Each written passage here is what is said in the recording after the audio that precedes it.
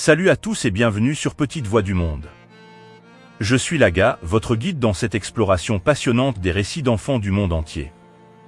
Aujourd'hui, nous allons découvrir une histoire riche en enseignements, motivante et empreinte de sagesse de vie, centrée sur la nécessité de faire taire le caractère de la supériorité pour laisser s'élever celui de la modestie.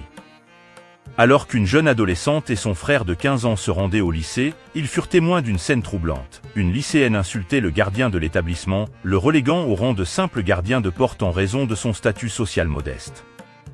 Choqués par ce comportement, ils décidèrent d'en discuter avec leur grand-mère, une femme sage et respectée.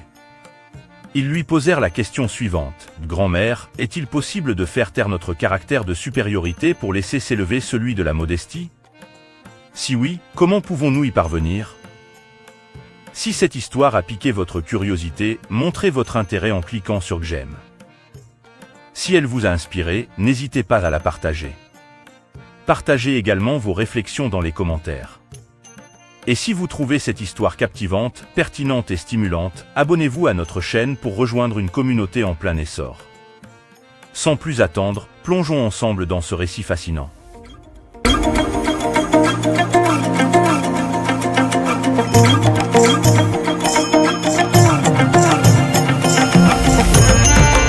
Il était une fois, dans une petite ville paisible, une jeune adolescente nommée Aïcha et son frère cadet, Ali. Ils étaient tous deux des élèves brillants et respectueux, élevés avec des valeurs de modestie et de respect envers les autres. Un matin, alors qu'ils se rendaient au lycée, ils furent témoins d'une scène qui les bouleversa profondément. Une élève du lycée, du nom de Fatoumata, connue pour sa richesse et son arrogance, était en train d'insulter grossièrement le gardien de la porte du lycée. Elle déversait des paroles méprisantes, affirmant que le gardien n'était rien de plus qu'un pauvre gardien de porte et qu'elle, en revanche, était issue d'une famille très riche et respectable. Choqués par le comportement odieux de Fatoumata, Aïcha et Ali se regardèrent, troublés par ce qu'ils venaient de voir. Ils se demandèrent comment une personne pouvait être aussi arrogante et irrespectueuse envers autrui, simplement en raison de sa propre richesse. Ils savaient que la richesse matérielle ne devrait jamais être utilisée pour rabaisser les autres, surtout pas ceux qui occupent des postes modestes mais importants. Après les cours, Aïcha et Ali se rendirent chez leur grand-mère, une femme sage et respectée dans la communauté. Ils étaient encore troublés par ce qu'ils avaient vu et avaient besoin de conseils sur la façon de gérer une telle situation et sur la manière de cultiver la modestie dans un monde où la supériorité était souvent valorisée. Grand-mère, commença Aïcha d'une voix tremblante, aujourd'hui, nous avons vu une de nos camarades de classe traiter le gardien de l'école avec mépris simplement parce qu'elle se considère comme supérieure en raison de sa richesse. Est-il possible de faire taire notre propre caractère de supériorité pour élever celui de la modestie ? Et si oui, comment pouvons-nous y parvenir ? La grand-mère regarda ses petits-enfants avec tendresse et compassion.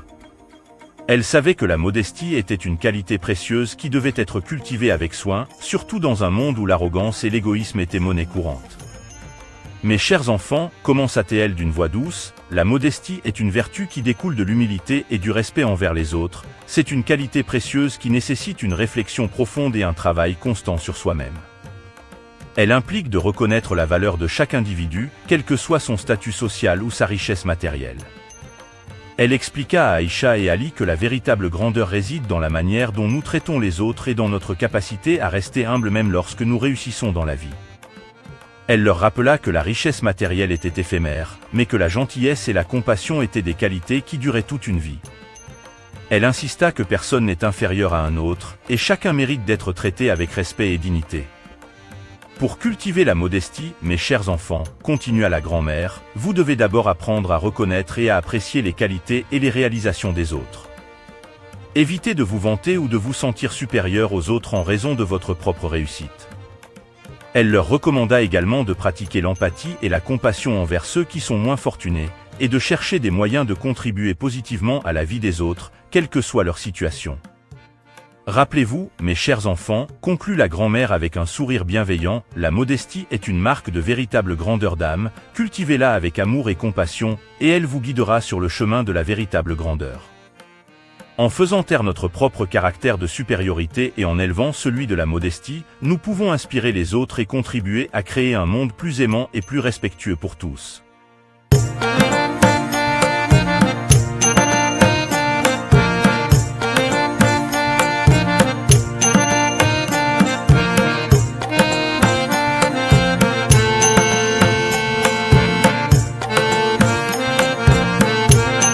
Aïcha et Ali écoutèrent attentivement les paroles sages de leur grand-mère et réalisèrent qu'ils avaient beaucoup à apprendre sur la modestie et le respect envers les autres.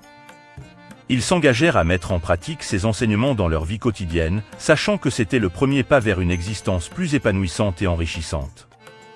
Merci de nous avoir rejoints dans ce voyage extraordinaire à travers les histoires merveilleuses des enfants du monde entier sur Petites Voix du Monde.